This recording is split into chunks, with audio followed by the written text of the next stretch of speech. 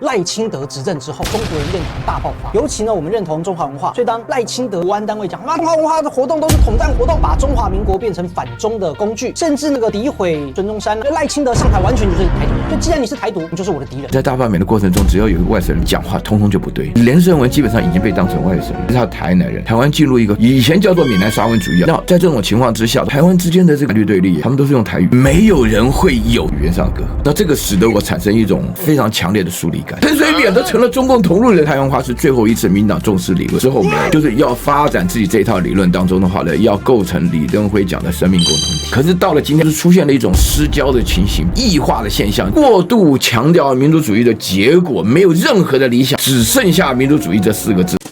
Ladies and gentlemen, welcome the host. 侯汉廷要不要放弃自己是中国人，变成一个独台派？不可能。那你这样怎么可能选得上？候选不是活该吗？那我就是尽自己努力，我要努力到让大家觉得侯汉廷虽然认同是一个中国人，但我还是要投给他。民众党的支持者，就总统票投柯文哲的人，他就说总统投柯文哲，立委票投侯汉廷。虽然他知道我认同我们的两岸观点不太一样，但他觉得侯汉廷是一个好的人，所以愿意投给我。那国民党的党员也是说，因为觉得我很有战力，所以投给我。侯汉廷这个人有没有办法足够强大到让你虽然两岸观跟我不一样，但你还是愿意支持我？因为你觉得我这个人不论是问政、服务、表现、人品、道德、操守，是你可以信任，至少不会像什么王八千啊、罗志正啊、王世坚啊这种人。比好的是一个有战斗力，服务是可以接受的，问政呢是就事论事，而不是在胡搞瞎搞。虽然我的国族观可能跟现在很多年轻朋友不一样，但年轻人越理性的人是可以接受，越理性中间选民越开明的，他反而可以接受。虽然你的两岸观点可能跟我不完全相同，或者是你的国家认同跟我不完全相同，但是我还是愿意支持你。其实你这种态度，反而民众党的很多支持者是愿意支持你，看你做事的能力。如果今天侯汉廷不是一个会做事的人，那当然这是背负一个很大的负担，就有点像在《麒麟王》当中主角近藤光要跟塔矢鸣人、塔矢亮他爸对弈时候，要让佐为背负15目让子的那种感觉。我天生背负一个庞大的负债，叫做我认同自己是中国人，但是我还是要想办法让你投给我。我的能力要强大到比那堆只认同自己是台湾人的人还要强大10倍以上。所以我走的就是这么一条艰辛刻苦的道路。那为什么你要这么艰苦呢？你就不要讲自己是中国人啊，你就不要讲9·2共识啊，你就切割啊。我做不到，我帮汉廷说不可能，绝对不可能，所以这样大家就可以理解了。哇，你为什么这个不能够妥协呢？我是中国人，这能妥协吗？这不能妥协啊！所以我才不能够接受中国国民党说我们把中国2个字拿掉，那个才叫背骨好吗？我也是越来越统的啊，读到越来越多的东西，读到越来越多的资讯。可是认同中华民族不代表一定认同统。这还是有差异，确实这样你就不那么反感中国共产党，因为从小我们是反共教育，包括我们当兵心战喊话就是亲爱共军弟兄们，你已被我包围，我政府宽大为怀，请快出来投降。可是你慢慢学习，比较说，哎，这就是一个中国2个政府的之争，就是渐进的啊。如果你是一个绿的，从反绿先让你先接受中华文化，让你了解一个文化上的中国人是什么意思，这个血缘上的中华民族，如果都可以接受，再进一步推导到那在政治上的中国人的含义，渐进式的一个过程，对吧？如果你这个本来是反共的，那就告诉他说，哎，那共产党哪边做得好的，那就尽量客观的来看待，本来都是渐进的过程。我第一个认知是反共不能只有仇恨，要有认知，要有知识的理解。当你慢慢从一般知识分子进阶到高阶知识分子的时候，认知就会有很大的改变。就遇到太阳花，我想了很多这些相关的一些认知的一些问题，那这个其实就是一个过程，我觉得很有意思啊。因为反共你要有脑反共，慢慢的你就没那么反共。因为当你有脑之后呢，会理解到反共其实就是个口号。我反共你反共吗？8·9名言啊，反共就是好帅。我反共产党不打你，我反共产党对民进党让利。那你是什么时候变统派？严格来讲，应该2013、2012左右就认同自己中国人，因为小时候就这样教，家里也这样讲。后来到小学，当时陈水扁上台，那个时候大家都觉得啊，自己只能讲自己是台湾人，就讲中国人会觉得怪怪。中国这个词也渐渐的变成是中华人民共和国，对台湾是个贬义词。因为我们都是投国民党。2008年马英九，那个时候只能叫蓝，反对陈水扁贪腐，然后支持马英九上台。我们当时很多的同学同才，大概有红三军，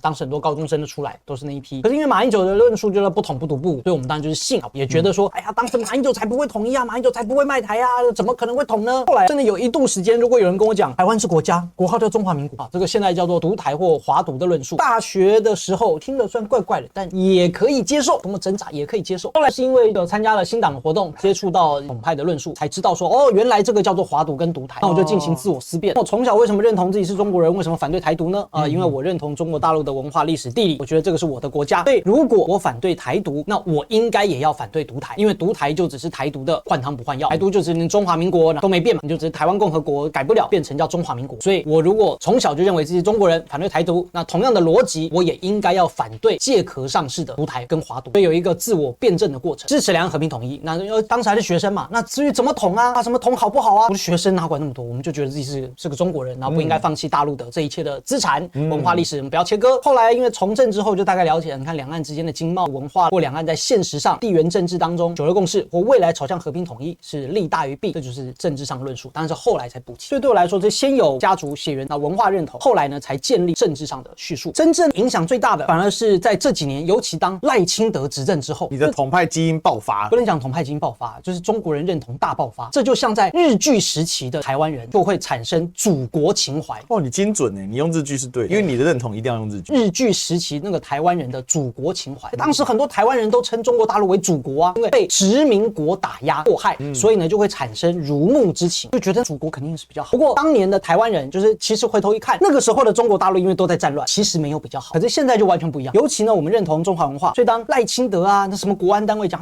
中华文化的活动都是统战活动，赖清德彻底的把中华民国变成反中的工具，甚至那个诋毁孙中山啊，或者是彻底掏空中华民国的各种精神跟各种元素，黑悟空跟哪吒都要禁，一大堆这种奇奇怪怪有的没的，更加看不下去。中国人应该是在中美竞争的时候站在打压中国的这一边，切割中国文化，否定中华文化，以及呢在政治的现实当中，你是站在西方列强来打压中国的崛起，甚至呢是唱衰中国的崛起。尤其呢是它是一个台独政党。蔡英文那个时候还好，赖清德上台完全就是台独，既然你是台独，你就是我的敌人。只是现在有没有办法说啊，我们大家拿枪啊搞革命啊，然后把他给推下台，可能做到这种事情。但当他否定中华文化，然后甚至呢他在就职的时候直接讲两国论，那他的中华民国跟我的中华民国就已经是完全没有关联了啊。那既然没有关联，他对我来说就是一个敌国的政权，他是一个当前统治的，也不能叫伪政权啊。那你还会叫他总统吗？还是你就只想叫他名字，不想称他？看用语啦，看用语，看日常生活的一些习惯。但严格来讲，确实没错，大多时候就是叫赖清。当然有的时候如果讲话方便呢，还是叫赖总统，这个无所谓，反正只是一个称谓而已。老师提到说他的生活经验跟台湾的社会有很大的落差，或者是隔阂。那这个隔阂是怎么来的呢？是跟台湾的族群有关系。刚好最近民进党搞这个族群识别的工程搞了一个天大的笑话，就是96%的台湾人都变成 others，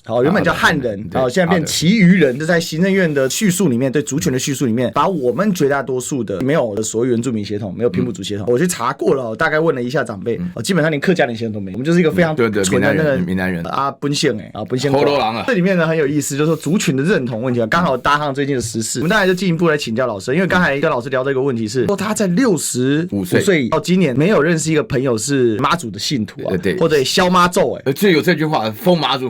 啊。但是我觉得他比较像是炒作，我以为消妈咒是后来发明的概念。消妈咒这个 IP 应该是商人在把它强化的。有一种解释就是说，集体宗教为什么会产生一些所谓的神迹，就是说集体意识的形塑。因为我想老师应该也知道，就是说动物里面有分真社会性，这类似这种真社会性像蚂蚁那样子。那我们是也有一点社会性，但是保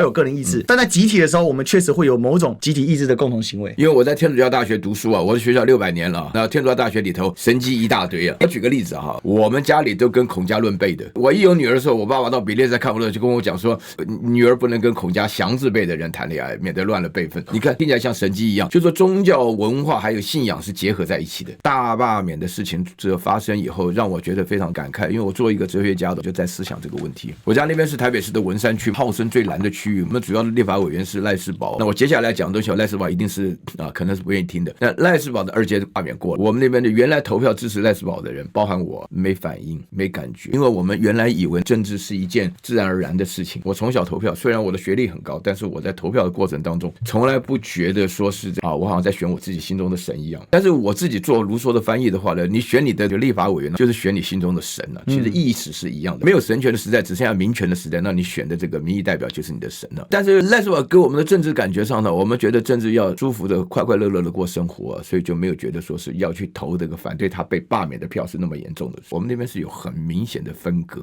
这个是我一种历史意识的反省我就说，因为我们住在政大的眷村里头，跟外头的人，我们语言不一样，生活习惯不一样，我们的节日不一样，长相都不太一样。我们那边姓郑的、姓张的、姓周的、姓谢，到这几个大姓我们在花莲新村里头的话呢，基本上都是姓氏就南腔北调，什么都有，就统统不一样。所以我后来就仔细的回想，我这几天的话呢，就越想越恐怖在大罢免的过程中，只要有一个外省人一讲话，通通就不对。连胜文基本上已经被当成外省人，其实他台南人，但是他那个讲法上那个形象上，就是让我们会觉得说台湾进入一个非常特别的，以前叫做闽南沙文主义啊，但是我今天听到我们这个一休他是在台南长大的话，在南部长大，刚好。那在这种情况之下的话呢，我觉得问题就非常有意思。我第一次看到台湾之间的这个蓝绿对立，民党国民党或者说是罢免跟不罢免，他们都是用台语，没有人会有这种语言上的隔阂。那这个使得我产生一种非常强烈的疏离感。我们在眷村讲话，你都没遇到我弟弟，我一个弟弟讲话跟北京人差不多的，但是我们有一种很强烈的感觉，使得我们成长的过程中非常特殊。然后我参加一个眷村子弟的一个联欢晚会，我发觉我还不是最严重的，